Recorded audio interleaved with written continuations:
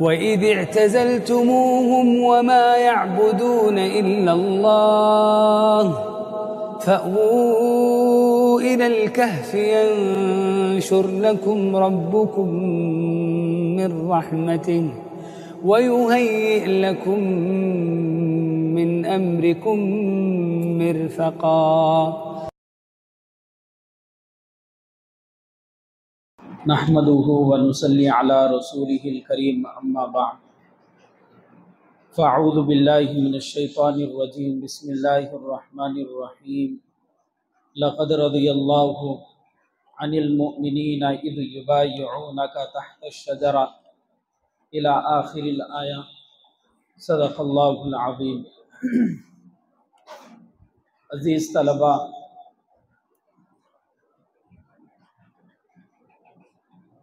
ہمیں یہ بات معلوم ہونی چاہیے کہ دنیا کے اندر انبیاء علیہم السلام کے بعد حضرات صحابہ کا مقام سب سے اونچا ہے. اس جماعت کی فضیلت قرآن و حدیث کے اندر ذکر کی جاتی ہے. اللہ تعالیٰ نے ان کی عظمت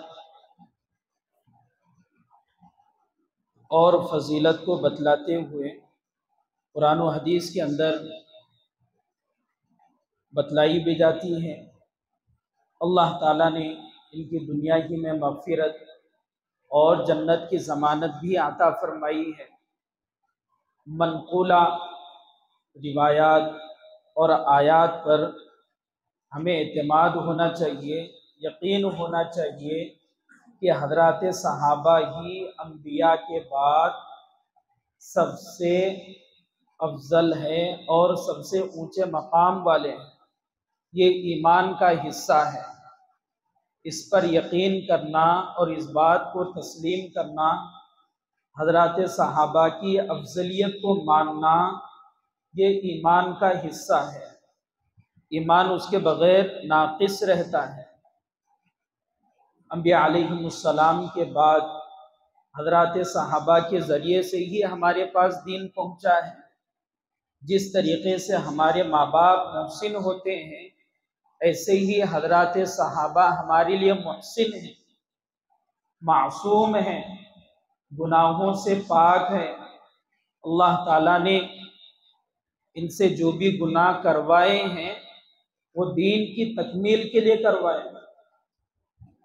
ان کے بارے میں ہم لوگوں کا عقیدہ صحیح ہونا چاہیے. لا تسبوا اصحابی فلو ان احدکم انفق مثل احد ذهبا ما بلغ مد احدهم ولا نصیفہ. حضرات صحابہ کو برا بھلا مت کہو. اگر تم میں سے کوئی احد پہاڑ کے برابر سونا خرچ کرے تو ان کے ایک مد اور اس کے آدھے کے برابر بھی نہیں ہو سکتا. یہ حضرات صحابہ کا مقام ہے. اگرچہ حضرات صحابہ درجے میں آگے پیچھے ہو سکتے ہیں، درجے میں فرق ہو سکتا ہے، لیکن فضیلت میں سب برابر ہیں. ایک دوسرے سے بڑھ کر درجے میں ہو سکتے ہیں، جیسا کہ قرآن کریم میں فرمایا گیا لا یستوی منکم من انفق من قبل الفتح وقاتل. جنہوں نے فتح مکہ سے پہلے اللہ کے راستے میں مال خرچ کیا اور ایسے ہی قتل و قتال میں لگے رہے، وہ فتح مکہ کے بعد والے مسلمانوں سے افضل ہے، مقام اونچا ہو سکتا ہے. ایسے ہی حضرات صحابہ کا یہ مقام کوئی معمولی مقام نہیں ہے، اللہ تعالیٰ کی طرف سے انتخاب کردہ مقام ہے. شرف صحابیت ہر ایک کو ملنے والا مقام نہیں ہے. سید الانبیاء کی جو جماعت ہے حضرات صحابہ کی، یہ بھی اللہ کی طرف سے طے شدہ ہے، اللہ کی طرف سے انتخاب کردہ ہے. تذکرہ صحابہ کا ہونا چاہیے. تذکرہ صحابہ کا اس واسطے بھی ہونا چاہیے کہ حضرات صحابہ ہمارے لیے معیار ہے، معیار اسلام، معیار ایمان. فَإِنْ آمَنُوا بِمِثْلِ مَا آمَنْتُمْ بِهِ. ہمیں اس طرح سے ایمان لانا ہے جس طریقے سے حضرات صحابہ ایمان لائے، ہمارا ایمان بھی ویسے ہونا چاہیے جس طریقے سے حضرات صحابہ کا ہوتا ہے۔ تو ہمارے لیے ہر اعتبار سے معیار، رہبر اور باعث برکت تذکرہ ہے، اسی واسطے بھی کیا جاتا ہے، اور اس واسطے بھی کرنا ہے کہ خلفائے راشدین کی جو زندگی ہے، جو سیرت ہے، وہ ہمارے لیے ایک عظیم سرمایہ ہے۔ حضرات خلفائے راشدین کی زندگیوں میں بہت سارے تجربات، مشاہدات اور ایسے ہی عروج اور غلبے کا زمانہ، اور امت کے اندر ہونے والی دھاندلیاں، اور حضرت عثمان رضی اللہ عنہ کے زمانے سے کس طریقے سے امت کے اندر بگاڑ آیا ہے، وہ ساری چیزیں خلفائے راشدین کی زندگی پڑھنے سے ہی سمجھ میں آتی ہے۔ اسی لیے آج کے اس محاضرے میں آپ حضرات کے سامنے خلیفہ سوم حضرت عثمان غنی رضی اللہ عنہ کا تذکرہ کیا جائے گا۔ آپ کا نام عثمان بن عفان بن ابو العاص الاموی القریشی، والد محترم کا نام بھی گزر گیا، ایسے ہی لقب ذو النورین اور غنی، کیونکہ رسول اللہ صلی اللہ علیہ وسلم نے اپنی بیٹیوں کا نکاح یکے بعد دیگرے، حضرت رقیہ ام کلثوم کا نکاح آپ سے کروایا، اسی واسطے آپ کو ذو النورین کہا جاتا ہے، دو نور والے۔ آپ کی ولادت 47 قبل الہجرہ، ہجرت سے 47 سال پہلے آپ کی مکہ مکرمہ میں ولادت ہوئی ہے۔ آپ خاندان بنو امیہ سے تعلق رکھتے ہیں۔ آپ کا سلسلہ نسب 5ویں پشت میں جا کر آپ علیہ السلام سے مل جاتا ہے۔ آپ کے فضائل، آپ رسول اللہ صلی اللہ علیہ وسلم کے کاتب وحی گزرے ہیں، عشرہ مبشرہ میں سے آپ کو جانا جاتا ہے۔ عشرہ مبشرہ اس خاص 10 صحابہ کو کہا جاتا ہے جنہیں اللہ نے دنیا ہی میں جنت کی بشارت دی۔ آپ عشرہ مبشرہ میں سے ہیں۔ غزوہ بدر کے علاوہ تمام غزوات میں آپ شریک بھی رہے۔ غزوہ بدر میں شریک نہ ہونے کی وجہ حضرت رقیہ اپنی بیوی کی عیادت اور آپ علیہ السلام کی بیٹی کی عیادت میں آپ علیہ السلام کے بحکم آپ گھر پر رہے، جس کی وجہ سے آپ شرکت نہیں فرما سکے۔ آپ کو صاحب الہجرتین کہا جاتا ہے، جامع قرآن اور سابقین اسلام میں سے آپ کا شمار ہوتا ہے۔ آپ دنیا کے اندر جب تشریف لائے اس کے بعد زمانہ چلتا رہا، آپ نبوت کا زمانہ جیسے شروع ہوا تو آپ 34 سال کی عمر میں حضرت ابو بکر صدیق رضی اللہ عنہ سے ملاقات، کیونکہ خاص دوست تھے، ملاقات ہوئی، تذکرہ ہوا، نبوت کے بارے میں سنایا گیا، پہلے سے بھی انسیت تھی، آپ علیہ السلام سے تعلق بھی تھا۔ فوراً حضرت ابو بکر رضی اللہ عنہ کے کہنے پر آپ اسلام قبول کر لیے۔ ایسے ہی آپ کو صاحب الہجرتین اس واسطے بھی کہا جاتا ہے کہ آپ نے حبشہ کی طرف پہلی مرتبہ ہجرت کی۔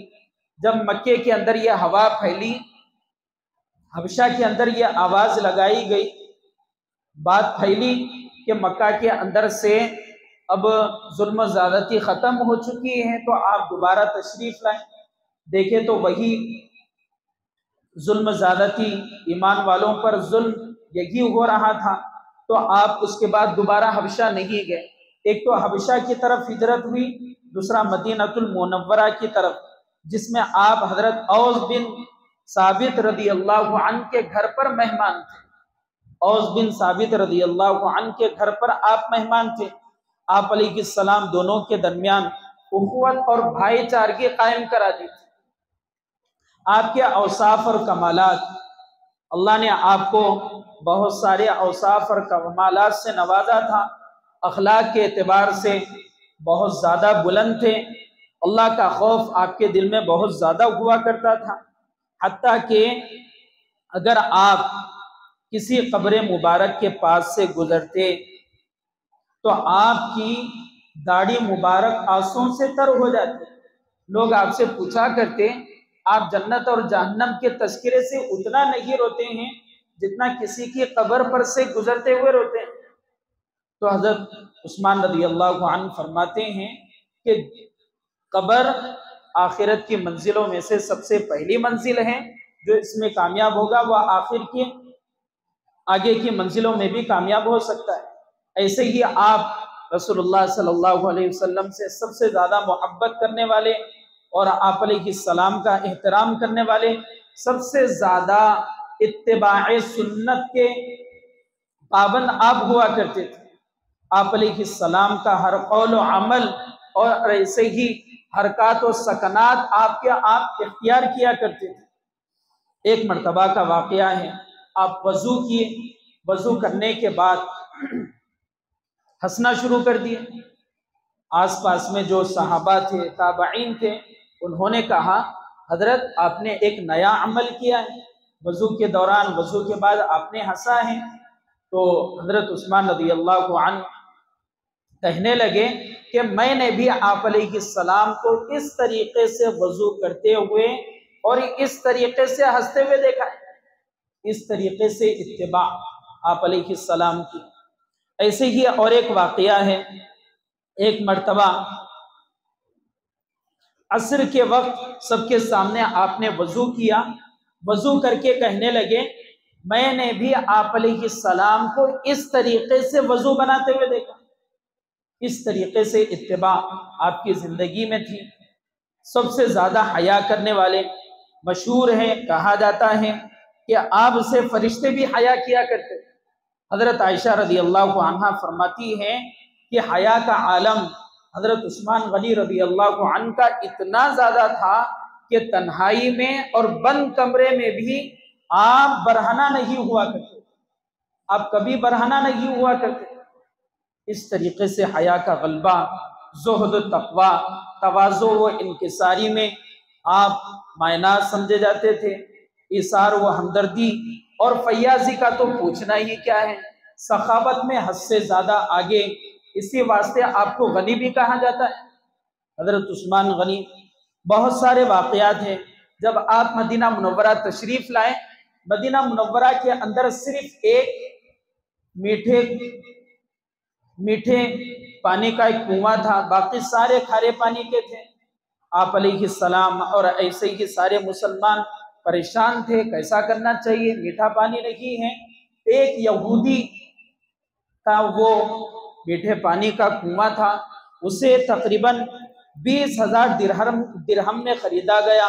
اس کے بعد حضرت عثمان رضی اللہ عنہ نے سارے صحابہ کے لیے اور عامت المسلمین کے لیے اللہ کے راستے میں وقف کر دیا۔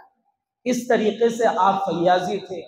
اور غزوہ تبوک کا وہ واقعہ جس میں آپ نے 30,000 فوج کے تہائی اخراجات کو آپ نے اپنی طرف سے مکمل کیا۔ غزوہ تبوک میں جس طریقے سے حضرت ابو بکر نے، جس طریقے سے حضرت عمر نے، ایسے ہی حضرت عثمان رضی اللہ عنہ نے بھی اپنی کافی زندگی کی وہ قیمتی دولت اللہ کے راستے میں لگائی۔ یہ تو ہنگامی کیفیتیں ہیں، یہ تو ہنگامی اوقات میں اللہ کے راستے میں خرچ کرنا ہے۔ روزانہ کا معمول صدقات و خیرات کا چلتے رہتا تھا۔ ہر جمعہ آپ ایک غلام کو آزاد کیا کرتے، ہر جمعہ ایک غلام کو آپ آزاد کرتے۔ ایسے ہی بیواؤں کی اور یتیموں کی ہمیشہ خبرگیری کیا کرتے۔ کوئی آدمی تنگ حالی کے اندر زندگی گزار رہا ہوتا تو اسے دیکھ کر یہ مچل جایا کرتے۔ اس طریقے سے آپ کی زندگی رہی ہے۔ غیروں کے ساتھ بھی جس طریقے سے آپ کا سلوک رہا، ایسے ہی اپنے لوگوں کے ساتھ، اعزاء اور رشتہ داروں کے ساتھ بھی رہا۔ حضرت عمر رضی اللہ عنہ کا جیسا آخری زمانہ شروع ہوا تو ابو لؤلؤ فیروز ایرانی غلام، ایک غلام ہے جس نے حضرت عمر رضی اللہ عنہ کے اوپر حالت نماز میں خنجر کے ذریعے سے حملہ کیا، جس کی وجہ سے وہ خنجر کا حملہ آپ کی موت کا سبب بنا۔ جب آپ کا آخری وقت ہوا تو مسلمانوں نے، صحابہ نے حضرت عمر رضی اللہ عنہ سے درخواست کی کہ آپ اپنے بعد کسی کو خلیفہ نامزد کر دیجئے۔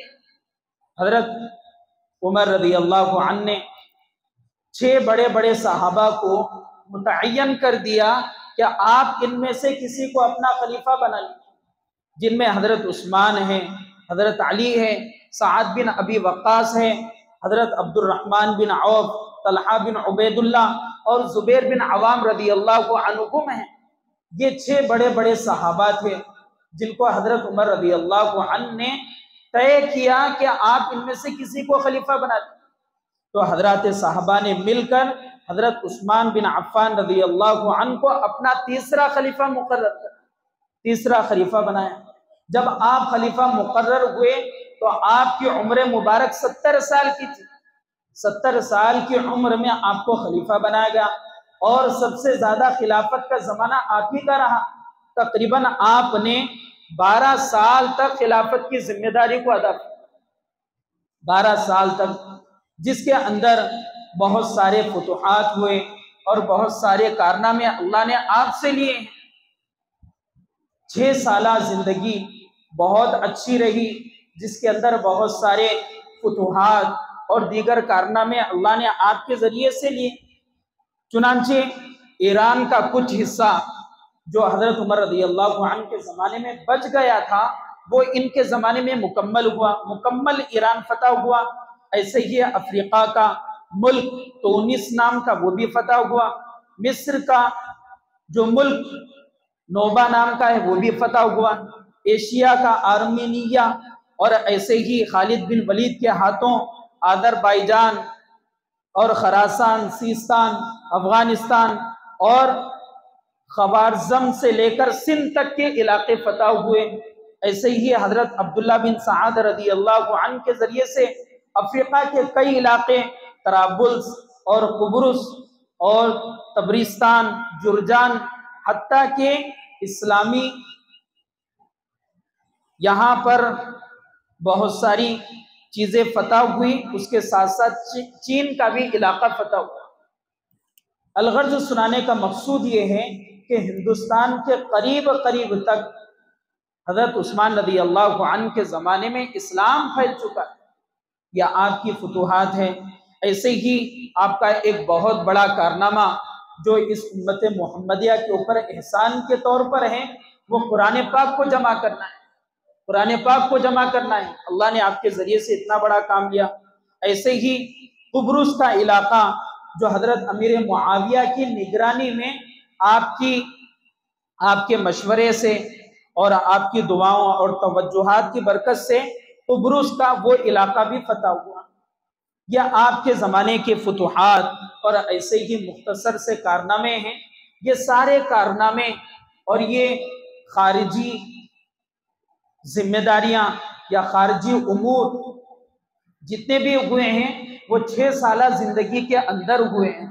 اس کے بعد کے جو ایام شروع ہوئے، جو سال شروع ہوئے، وہ بغض و عداوت کا، نفرتوں کا، خلیفہ وقت کے خلاف دشمنیوں کو ابھارنے کا یہ زمانہ رہا، جس کے اندر بہت ہی خبیث قسم کا شخص عبداللہ بن سبا گزرا ہے، جس کے ذریعے سے ایران، مصر اور ایسے ہی عراق وغیرہ کے لوگوں کو اس شخص نے تیار کیا اور بادشاہ وقت کے خلاف اور بادشاہ وقت کے خاندان والوں کے عہدوں کے خلاف اس شخص نے ابھارا، اور ایسے ہی اہل بیت کے تعلق سے بہت ساری گمراہیاں اور غلط خیالات اس شخص نے مسلمانوں کے سامنے، جو نئے نئے مسلمان ہوئے تھے، جن کے دلوں کے اندر جیسے ایمان ہونا چاہیے تھا، جنہوں نے حضرات صحابہ اور آپ علیہ السلام کی صحبت جیسے اختیار کرنی تھی ویسی اختیار نہیں کی،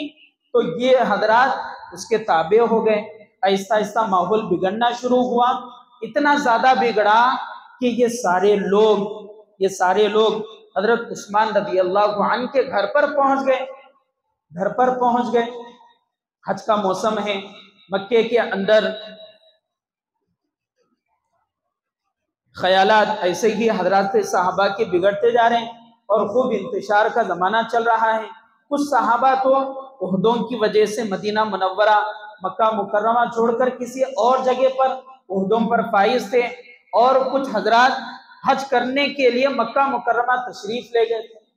اور حضرت عثمان رضی اللہ عنہ اور کچھ صحابہ جنہیں صغار صحابہ کہا جاتا ہے، حضرات صحابہ کی اولادیں تھیں، وہ مدینہ منورہ کے اندر تشریف، جس کی وجہ سے جیسے نظام قابو میں لانا چاہیے تھا وہ نہیں ہو سکا. بہرحال حضرت عثمان رضی اللہ عنہ کے خلاف دشمنوں نے، سبائی قوم نے آہستہ آہستہ ہنگامے شروع کیے، آپ کے گھر کا محاصرہ کیے.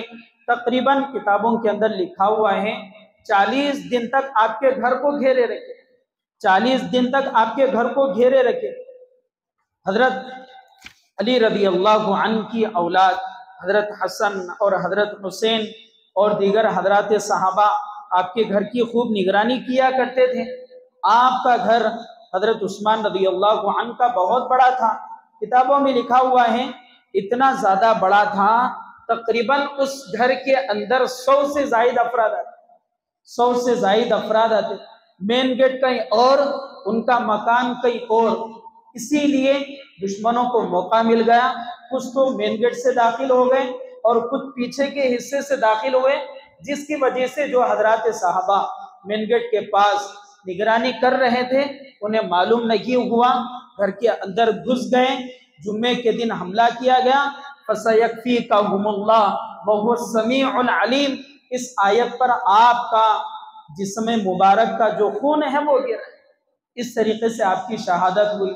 شہادت سے پہلے اللہ کے نبی علیہ السلام کی وہ پیشین گوئی، ایسے ہی خواب کے ذریعے سے آپ اور حضرت ابو بکر اور عمر رضی اللہ عنہ کا آپ کو ہمت افزائی والے جملے کہنا اور آپ کو روزہ رکھنے کے لیے کہنا اور ہمارے یہاں پر افطار کہنے کے لیے کہنا، یہ سارے مناظر ہیں جس کی وجہ سے حضرت عثمان رضی اللہ عنہ ملک کے اندر، مدینہ منورہ کے اندر میری گردن تو کٹ جائے لیکن کسی مسلمان کا خون نہ، میں اپنی حکومت میں کسی کو مرتا ہوا یا آپس میں انتشار ہوتا ہوا دیکھنا نہیں چاہتا.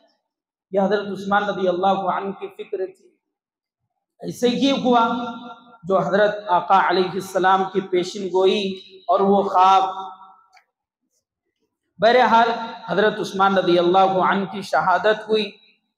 شہادت کا واقعہ ہونے کے بعد 2 دن تک آپ کا جسم مبارک ایسے ہی آپ کے گھر میں پڑا رہا، کوئی اٹھانے والا نہیں، کسی کی ہمت نہیں ہے کہ جائے اور تجہیز و تکفین کے مسائل کو کریں. جب 2 دن گزر گئے، ہفتے کا دن بھی گزر گیا، رات کے وقت چند صحابہ، تقریباً 17 صحابہ ہمت کر کے آگے بڑھے اور حضرت عثمان رضی اللہ عنہ کا نماز جنازہ حضرت جبیر بن مطعم رضی اللہ عنہ نے پڑھایا. اس کے بعد آگے کا عمل مکمل ہوا. اس طریقے سے آپ کی شہادت ہوئی اور آپ نے امت کو یہ سبق دیا کہ اپنی حکومت میں کسی مسلمان کا خون نہیں بہنا چاہیے. اسی طریقے سے ہمیں بھی اپنی حکومتوں کو چلانا چاہیے جس طریقے سے حضرات صحابہ خلفائے راشدین کا زمانہ رہا ہے. اپنی ذات کو مٹا دیا کرتے تھے لیکن کسی کو مٹتا ہوا گوارا نہیں کرتے. اپنی جان کو بچانے کے لیے، اپنی زمینوں کو بچانے کے لیے آدمی لاکھوں کو اڑا دیتا ہے، لاکھوں کی جانیں لے لیتا ہے. یہ کون سا طریقہ ہے؟ یہ حضرات صحابہ کی زندگی سے ہٹے ہوئے طریقے ہیں. ان طریقوں کو ختم کرنا چاہیے اور حضرات صحابہ کے نقش قدم پر ہم سب کو چلنا چاہیے. اللہ تعالیٰ ان بکھری ہوئی باتوں پر ہم سب کو عمل کی توفیق عطا فرمائیں. وآخر دعوانا الحمد للہ رب العالمین.